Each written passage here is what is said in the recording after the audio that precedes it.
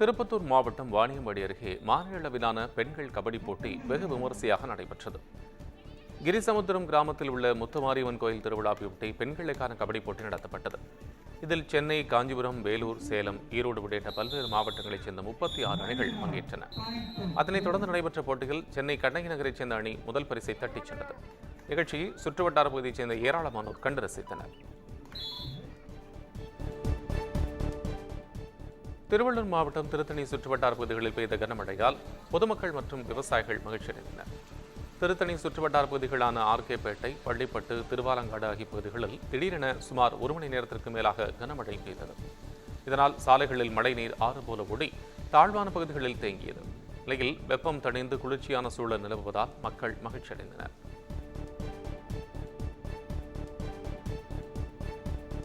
அதிமுகவை காக்க வாருங்கள் என சசிகலாவுக்கு அழைப்பு விடுத்து ராமநாதபுரம் சுற்றுவட்டார பகுதிகளில் போஸ்டர் ஒட்டப்பட்டிருப்பது சலசலப்பை ஏற்படுத்தியுள்ளது. மக்களவைத் தேர்தல் தோல்வி எதிரொலியாக அதிமுகவிலிருந்து பிரிந்து சென்ற ஓ பன்னீர்செல்வம், டிடிவி தினகரன், சசிகலா ஆகியோரை மீண்டும் கட்சியில் சேர்க்க வேண்டும் என்ற கோரிக்கை தொடர்ந்து வலுத்து வருகிறது. இந்நிலையில் ஒன்றிணைந்த அதிமுகவை உருவாக்க சசிகலா தலைமையேற்க வேண்டும் என கோரிக்கை விடுத்து ராமநாதபுரம் மாவட்டம் கமுதி, முதுகுளத்தூர் போன்ற பகுதிகளில் போஸ்டர் ஒட்டப்பட்டிருப்பது பரபரப்பை ஏற்படுத்தி இருக்கிறது.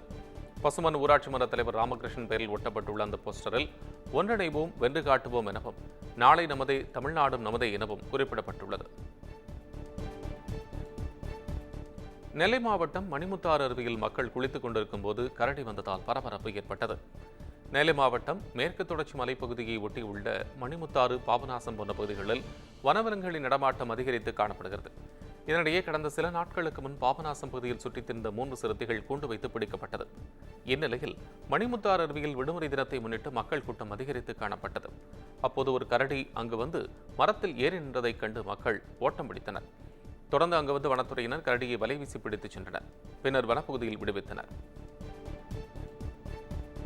முகூர்த்த நாள் மற்றும் தொடர் விடுமுறை காரணமாக திருத்தணி முருகன் கோவிலில் சாமி தரிசனம் செய்ய திரளாக பக்தர்கள் வருகை தந்தனர். இதனால் கடும் போக்குவரத்து நெரிசல் ஏற்பட்டது. முருகப்பெருமானின் 5ஆம் படை வீடான திருத்தணி முருகன் கோவிலில் முகூர்த்த தினம் என்பதால் 50க்கும் மேற்பட்ட திருமணங்கள் நடைபெற்றன. இதேவேளையில் பக்தர்களும் திரளாக வந்திருந்ததால் கூட்ட நெரிசல் ஏற்பட்டது. மேலும் 100 ரூபாய் கட்டண வழியில் 1 மணி நேரமும், பொது தரிசன வழியில் 2 மணி நேரமும் மாடவீதியை சுற்றி நீண்ட வரிசையில் காத்திருந்த பக்தர்கள் சுவாமி தரிசனம் செய்தனர். அத்துடன் வாகனங்களும் அதிக அளவில் குவிந்ததால் போக்குவரத்து பாதிக்கப்பட்டது. தொடர்ந்து அங்கு வந்த போலீசார் போக்குவரத்தை சரி செய்தனர்.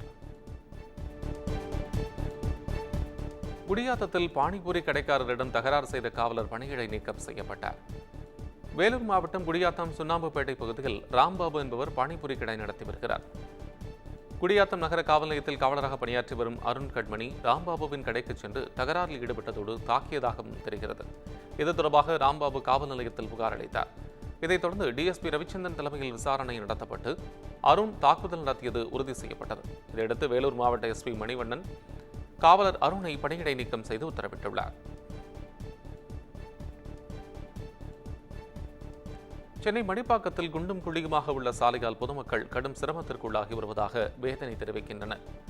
மடிப்பாக்கம், குபேரநகர் பகுதிகளில் சுமார் 2000க்கும் மேற்பட்ட குடியிருப்புகள் உள்ளன.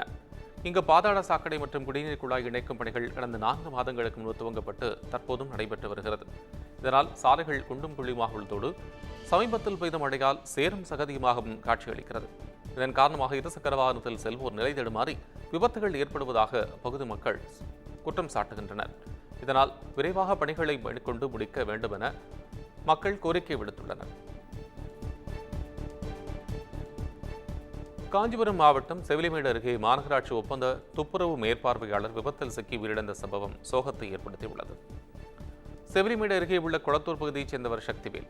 இவர் இப்பகுதியில் ஒப்பந்த துப்புரவு மேற்பார்வையாளராக இருந்து வந்துள்ளார். வேலை முடிந்து இருசக்கர வாகனத்தில் வீடு திரும்பிய போது ஜெம்நகர் பகுதியில் எதிரே வந்த தனியார் பேருந்து இவர் மீது மோதி விபத்திற்குள்ளானது. இதில் படுகாயமடைந்தவர் மருத்துவமனைக்கு கொண்டு செல்லும் வழியிலேயே உயிரிழந்தார்.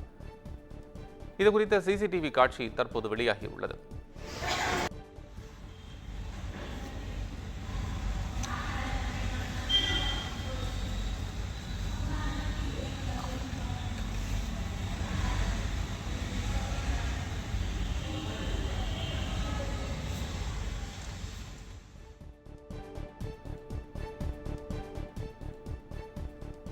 குற்றாலத்தில் குளித்துவிட்டு நள்ளிரவில் வீடு திரும்பும் போது நடைபெற்ற அடுத்தடுத்த விபத்தில் பெண் உட்பட 3 பேர் உயிரிழந்தனர். தென்காசி மாவட்டம் குற்றால அருவிகளில் குளித்துவிட்டு சென்னையைச் சேர்ந்த 9 நபர்கள் சொகுசு காரில் புளியங்குடி அடுத்துள்ள புன்னையாபுரம் பகுதியில் சென்று கொண்டிருந்த போது எதிர்பாராத விதமாக லாரி மோதி விபத்து ஏற்பட்டது. இந்த விபத்தில் காரில் பயணம் செய்த ஆவடி பகுதியைச் சேர்ந்த பெண் ஒருவர் உயிரிழந்தார். இதைத் தொடர்ந்து புளியங்குடி அடுத்துள்ள நவாச்சாலை பகுதியில் வந்து கொண்டிருந்த கார் தடுப்புச் சுவர் மீது மோதி விபத்து ஏற்பட்டது. இந்த விபத்தில் ஸ்ரீவில்லிபுத்தூர் பகுதியைச் சேர்ந்த 2 உயிரிழந்தனர்.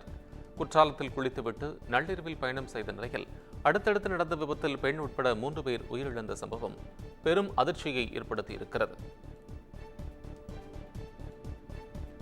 மதுரையில் மரக்கதவுகள் செய்யும் கடையில் தீ விபத்து ஏற்பட்டதில் 2 கோடி ரூபாய் மதிப்பிலான மர சாமான்கள் தீயில் எரிந்து சேதமடைந்தன. மதுரை கோச்சடை மேலக்கால் பகுதியில் மரக்கதவுகள் தயாரிக்கும் பெரிய கடை ஒன்று கடந்த 5 ஆண்டுகளாக செயல்பட்டு வருகிறது. இந்நிலையில் அந்த கடையில் ஊழியர்கள் இல்லாத நேரம் திடீரென தீ பற்றியது. இதை கண்ட கடையின் பாதுகாவலர் தீயணைப்புத்துறைக்கு தகவல் கொடுத்தார். தொடர்ந்து வந்த தீயணைப்புவர்கள் 1 மணி நேரமாக போராடி தீயை அணைத்தனர். எனினும் கடையில் இருந்து 2 கோடி ரூபாய் மதிப்பிலான மர சாமான்கள் தீயில் இருந்து சேதமடைந்தன. இதுகுறித்து SS காலனி காவல்துறையினர் வழக்கு பதிவு செய்து விசாரணை நடத்தினர். முதற்கட்ட விசாரணையில் மின்கசிவு ஏற்பட்டதன் காரணமாக தீ விபத்து நேரிட்டது தெரியவந்துள்ளது. பழனி அருகே வனப்பகுதியில் இறந்த யானையின் தந்தத்தை கடத்திய 3 பேர் கைது செய்யப்பட்டனர். திண்டுக்கல் மாவட்டம் பழனி பண்ணைக்காடு பகுதியைச் சேர்ந்த ராமு தேன் சேகரிப்பிற்காக அடர்ந்த வனப்பகுதிக்குள் சென்றார். அப்போது யானை ஒன்று இறந்து கிடந்துள்ளதை கண்ட அவர் வனத்துறைக்கு தகவல் அளிக்காமல் யானையின் தந்தத்தை எடுத்து வந்து வீட்டில் வைத்துள்ளார். தொடர்ந்து தனக்கு தெரிந்தவர்கள் மூலம் யானை தந்தத்தை விற்க 1 மாதமாக முயற்சிகளை மேற்கொண்டு வந்தார். இதையறிந்த வனத்துறையினர் யானை தந்தம் வாங்குபவர்களைப் போல செல்போனில் அவரிடம் தொடர்பு கொண்டு பேசினர். அப்போது ராமு 1 கோடி ரூபாய் கொடுத்தால் தந்தத்தை தர ஒப்புக்கொண்டார். இதையடுத்து ராமு மற்றும் அவரது 2 கூட்டாளிகளை கைது செய்த வனத்துறை போலீசார் யானை தந்தத்தையும் பறிமுதல் செய்தனர். திருவாடானையில் வீரமரணமடைந்த ராணுவ வீரரின் நினைவாக மாரத்தான் போட்டி நடத்தப்பட்டது. கடந்த 2021ஆம் ஆண்டு இந்திய எல்லையில் சீன வீரர்கள் நடத்திய தாக்குதலில் பழனி என்ற ராணுவ வீரர் கல்வன் பள்ளத்தாக்கில் வீரமரணமடைந்தார். அவர் நினைவாக சேதுச்சீமை பட்டாளத்தின் சார்பில் ராமநாதபுரம் மாவட்டம் திருவாடானையில் மாரத்தான் போட்டி நடைபெற்றது. இந்த போட்டி திருவாடானை தாலுகா அலுவலகத்தின் முன்பு ஆரம்பித்து அச்சங்குடி வரை நடைபெற்றது. இதில் பல்வேறு மாவட்டங்களிலிருந்து முதியவர்கள், சிறுவர்கள், ஆண்கள் மற்றும் பெண்கள் என திரளாக பலரும் கலந்து கொண்டனர். இப்போட்டியை காவல் துணை கண்காணிப்பாளர் நிரேஷ் கொடியசைத்து தொடங்கி வைத்தார். போட்டியில் வெற்றி பெற்றவர்களுக்கு பரிசுகள், சான்றிதழ்கள், பதக்கங்கள் வழங்கப்பட்டது. ராமநாதபுரம் மாவட்டம் நயினார் கோயில் அருகே பழுதான இருசக்கர வாகனத்தை சரி செய்ய உதவி கேட்டதில் ஏற்பட்ட தகராறில் இருதரப்பினர் ஒருவரை ஒருவர் தாக்கிக் கொண்ட சம்பவம் பரபரப்பை ஏற்படுத்தியுள்ளது.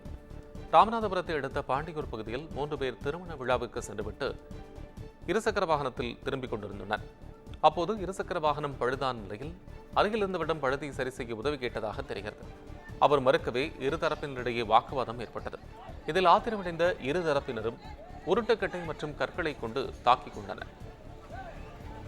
இதுகுறித்த வீடியோ காட்சிகள் சமூக வலைதளங்களில் வைரலான நிலையில் சம்பவம் குறித்து நயினார் கோவில் போலீசார் விசாரணை மேற்கொண்டு வருகின்றனர்.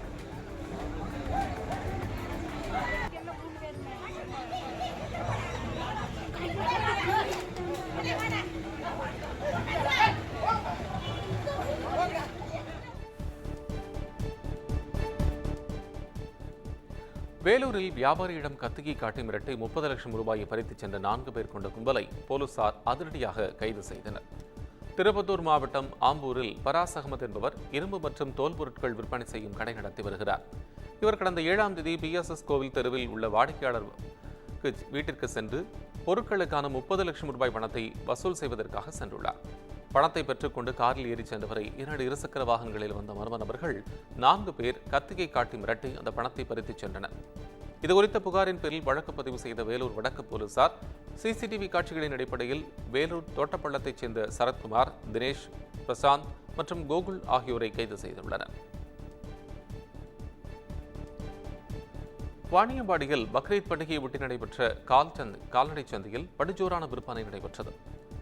இந்த சிறப்பு கால்நடை சந்தையில் திருப்பத்தூர், வேலூர், திருவண்ணாமலை, கிருஷ்ணகிரி, ஓசூர், தருமபுரி, ஆந்திரா மற்றும் கர்நாடகா ஆகிய பல்வேறு பகுதிகளிலிருந்து பல்லாயிரக்கணக்கான ஆடு மற்றும் மாடுகள் விற்பனைக்காக கொண்டு வரப்பட்டன.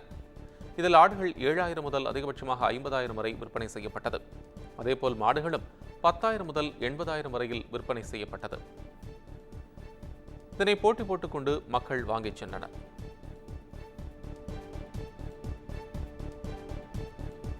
மேற்கு வங்க மாநிலத்தில் நடைபெற்ற தேசிய அளவிலான ஜூனியர் குத்துச்சண்டை போட்டியில் தங்கம் மற்றும் வெள்ளிப் பதக்கங்களை வென்ற ராணிப்பேட்டை மாவட்டம் சோளிங்கரைச் சேர்ந்த மாணவ மாணவிகளுக்கு உற்சாக வரவேற்பு அளிக்கப்பட்டது. மேற்கு வங்கத்தின் சிலிகுரியாவில் தேசிய அளவிலான 15 முதல் 18 வயதுக்குட்பட்ட மாணவ மாணவிகளுக்கான குத்துச்சண்டை போட்டிகள் நடைபெற்றன. 5 நாட்கள் நடைபெற்ற இந்த போட்டியில் சோளிங்கரை அடுத்த அம்மையார்குப்பம் பகுதியைச் சேர்ந்த மாணவ மாணவிகள் பங்கேற்று 3 தங்கம் மற்றும் 2 வெள்ளிப் பதக்கங்களை வென்று அசத்தினர். இந்த நிலையில் ஊர் திரும்பிய இளம் வீரர் வீராங்கனைகளுக்கு மேளதாளம் முழங்க பட்டாசு வெடித்து உற்சாக வரவேற்பு அளிக்கப்பட்டது. ராணிப்பேட்டையில் உறவினர் மகளுக்கு மாப்பிள்ளை பார்க்க சென்றவர் விபத்தில் உயிரிழந்த சோக சம்பவம் நிகழ்ந்துள்ளது. ராணிப்பேட்டை மாவட்டம் பாடாவரம் பகுதியைச் சேர்ந்தவர் விவசாயி சங்கர். இவரது உறவினர் மகளுக்கு மாப்பிள்ளை பார்க்க 10 பேருடன் பிக்கப் வாகனத்தில் சென்று கொண்டிருந்த போது வாகனத்தின் பின்பக்க கதவு திடீரென திறந்ததில் சங்கர் உள்ளிட்ட 4 பேர் கீழே விழுந்து படுகாயமடைந்தனர். தொடர்ந்து சோளிங்கர் அரசு மருத்துவமனைக்கு சங்கர் அழைத்துச் செல்லப்பட்டார். அங்கு அவரை பரிசோதித்த மருத்துவர்கள் அவர் ஏற்கனவே இறந்துவிட்டதாக தெரிவித்தனர். இதனால் உறவினர்கள் பெரும் அதிர்ச்சியடைந்தனர். இச்சம்பவம் தொடர்பாக பாணாவரம் போலீசார் வழக்கு பதிவு செய்து விசாரணை நடத்தி வருகின்றனர்.